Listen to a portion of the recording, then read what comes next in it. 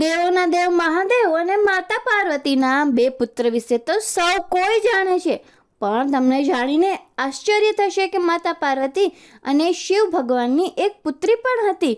એનું નામ હતું અશોક સુંદરી. પદ્મ પુરાણમાં અશોક સુંદરી વિશે ચર્ચા પણ કરવામાં આવી છે. અશોક સુંદરીનો જન્મ કલ્પવૃક્ષના વૃક્ષમાંથી થયો, જે બધાની ઈચ્છાઓ પૂર્ણ કરનારું વૃક્ષ ગણાય છે.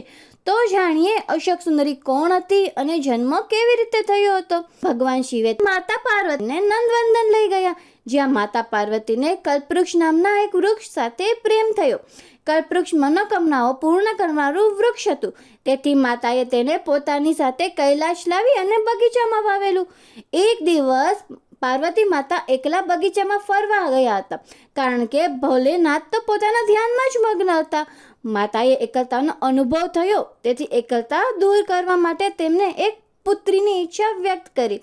ત્યારે માતાને કલ્પવૃક્ષનું વિચાર આવ્યો, જેના પછી તેમની પાસે ગયા અને એક પુત્રીની મનોકામના કરી.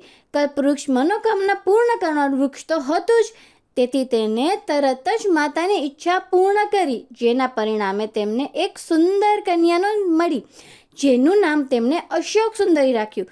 તેને સુંદરી એટલે માટે કહેવામાં આવતું, કારણ કે એ ખૂબ જ સુંદર હતી. શિવજી વિશે અવનવી વાતો જાણવા માટે બન્યા રહો રાજકોટ કી આવાઝ ન્યૂઝ સાથે.